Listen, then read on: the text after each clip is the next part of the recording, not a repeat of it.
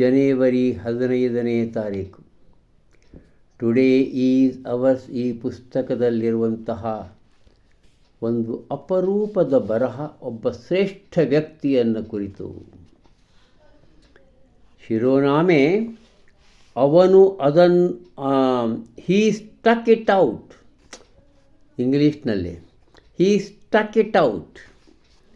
ಪಾಶ್ಚಿಮಾತ್ಯ ಸಂಗೀತದ ಪಿಯಾನೋ ಸಂಗೀತವನ್ನು ಕರಗತ ಮಾಡಿಕೊಂಡಂಥ ಮಹಾನ್ ಸಾಧಕ ಲುಡ್ವಿಗ್ ವಾನ್ ಬಿಥೋವನ್.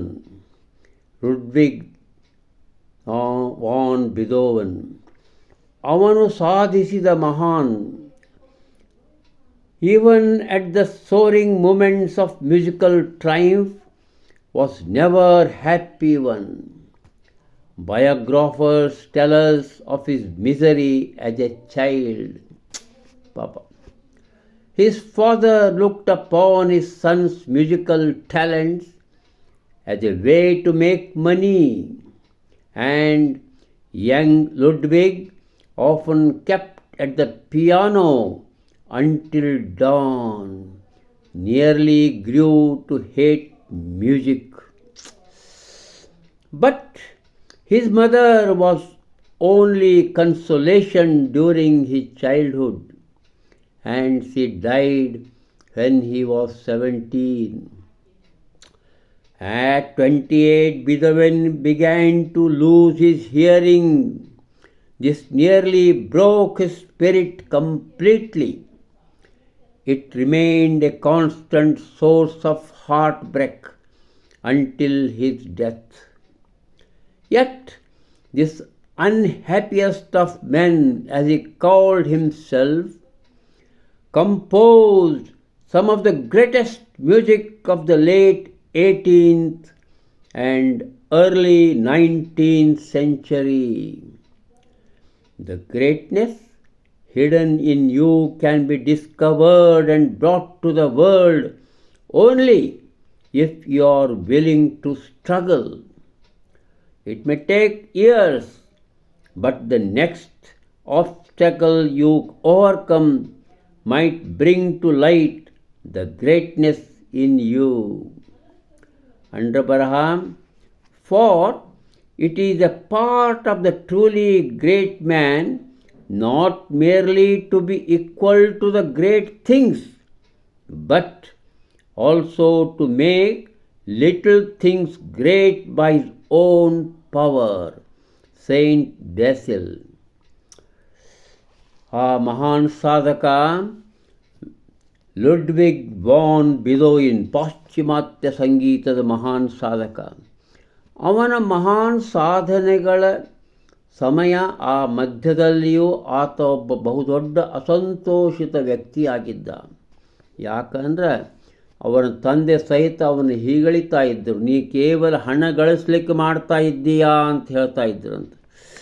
ಆದರೆ ಬಿಥೋವನ್ ಸಣ್ಣ ಬಾಲಕ, ಹುಡುಗ, ತರುಣನಾಗಿದ್ದಾಗ ಇಡೀ ರಾತ್ರಿ ಪ್ರಾತಃ ಕಾಲದವರೆಗೆ ಆ ಪಿಯಾನೋದ ಮೇಲೆ ಪ್ರಾಕ್ಟೀಸ್ ಮಾಡ್ಕೋತ ಹೊಸ ನಮೂನೆ ಆ ನುಡಿಗಳನ್ನು ಕಂಡು ಹಿಡಿಲಿಕ್ಕೆ ಪ್ರಯಾಣ ಮಾಡ್ತಾ ಇದ್ದ. ಅವನ ತಾಯಿ ಮಾತ್ರ ಅವನ ಜೊತೆ ಬಹಳ ಸಹಾನುಭೂತಿಯಿಂದ ವರ್ತಿಸ್ತಾ ಇದ್ಲು, ಮೆಚ್ಚುತ್ತಾ ಇದ್ಲು. ಆದರೆ ಪಾಪ ಅವನ 17ನೇ ವರ್ಷಕ್ಕೆ ಅವನ ತಾಯಿಯು ವಿಧಿವಶಳಾದಳು. ಹೀಗೆ ಅವನ ಅನ್ಹ್ಯಾಪಿನೆಸ್ ಅಂದರೆ ಒಂದು ಅಸಂತೋಷಕರ ದುಃಖದ ಸಮಯವೇ ಪ್ರಾರಂಭವಾಯಿತು. ಆಮೇಲೆ ಆತ ಸಾಧನೆ ಮಾಡುತ್ತಾ ಸಾಗಿದಾಗ 28ನೇ ವರ್ಷಕ್ಕೆ ಕಿವುಡುತನೂ ಪ್ರಾರಂಭ ಆಯಿತು. ಅವನಿಗೆ ಸರಿಯಾಗಿ ಕೇಳಿಸ್ದಂಗಾಯಿತು. ಅವ ಇದರಿಂದ ಮತ್ತಷ್ಟು ಆತ ಕುಗ್ಗಿ ಹೋದ. ಆದರೆ ತಾನು ಸಾಧನೆ ಮಾಡುವುದನ್ನು ಬಿಡಲಿಲ್ಲ. ಅವ ತನ್ನ ಜೀವನದ ಕೊನೆಯವರೆಗೂ ಅವ ಕುರುಡನಾಗುತ್ತಾ ಇದ್ದಾಗಲೂ ಸಹ ಅವ ಸಾಧನೆಯನ್ನು ಮಾಡ್ತಾ ಇದ್ದ. ತನ್ನನ್ನು ತಾನು ಎಲ್ಲ ಪುರುಷ ವರ್ಗದಲ್ಲಿಯೂ ಹೆಚ್ಚಿನ ಅಸಂತೋಷದವನು ಅಂತ ಗುರುತಿಸಿಕೊಂಡಿದ್ದಂತವ. ಈ ಪರಿಸ್ಥಿತಿ ಹೀಗಿದ್ದರೂ 18ನೇ ಶತಮಾನದ ಕೊನೆಯ ಭಾಗದಲ್ಲಿ 19ನೇ ಶತಮಾನದ ಪ್ರಾರಂಭದಲ್ಲೇ ಅವನಿಂದ ಆ ಬಹು ಮಹಾನ್ ಸಂಗೀತದ ಸಂಯೋಜನೆಗಳು ರಚನವಾದವು.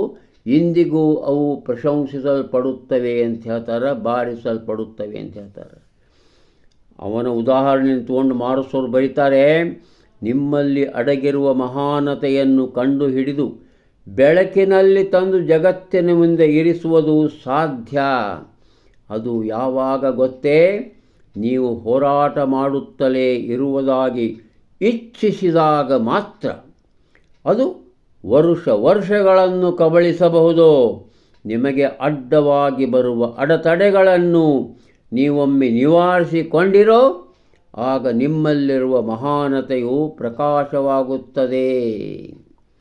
ಈಗ ಅಂಡ್ರ ಬರಹದಲ್ಲಿ ಏನಿದೆ ಅಂದರೆ, ನಿಜವಾಗಲೂ ಒಬ್ಬ ಮಹಾನ್ ಸಾಧಕನು ಕೇವಲ ಆ ಮಹಾನ್ ಸಾಧನೆಗಳ ಸರಿಸಮನಾಗಿ ಸಾಧನ ಮಾಡೋದಷ್ಟೇ ಅಲ್ಲ, ಸಣ್ಣ ಅದಕ್ಕಿಂತ ಮಿಗಿಲೇನಪ್ಪ ಅಂದರೆ ಸಣ್ಣ ಸಂಗತಿಗಳನ್ನು ದೊಡ್ಡವಾಗಿ ಮಹಾನ್ ಸಾಧನೆಯಾಗಿ ತನ್ನ ಶಕ್ತಿಯಿಂದ ಎತ್ತಿ ತೋರಿಸ್ಬೇಕಂತ.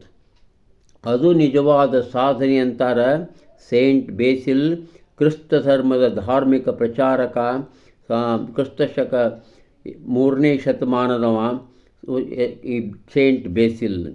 ಈ ಬಿಥೋವೆನ್ 1770ರಿಂದ 1827ರವರೆಗೆ ಕೇವಲ 56 ವರ್ಷಗಳವರೆಗೆ ಮಾತ್ರ ಬದುಕಿ ಅದ್ಭುತ ಸಂಗೀತ ಸಂಯೋಜಕ, ಅದ್ಭುತ ಪಿಯಾನೋ ವಾದಕನಾಗಿ ಜಗತ್ತಿನಲ್ಲಿ ಇವತ್ತಿಗೂ ಅಂದು ಇಂದು ಮುಂದೆಂದು ನೆನಪಿನಲ್ಲಿರಬೇಕಾದಂಥ ಅದ್ಭುತ ವ್ಯಕ್ತಿ. ಇವತ್ತು ಬಿಥೋವೆನ್ನ ಸಂಗೀತ, ಬಿಥೋವೆನ್ನ ಆ ಸ್ವರಗಳ ಸಂಯೋಜನೆ ಅಂದರೆ ಇವತ್ತಿಗೂ ಪಾಶ್ಚಿಮಾತ್ಯ ಸಂಗೀತದಲ್ಲಿ ಕುಣಿದು ಕುಪ್ಪಳಿಸಿ ಹಾಡ್ತಾರೆ ಅಂತ ಹೇಳುತ್ತಾ ಇಂದಿನ ನಿವೇದನೆಯನ್ನು ಮುಗಿಸ್ತಾ ಇದ್ದೇನೆ. ನಮಸ್ಕಾರ.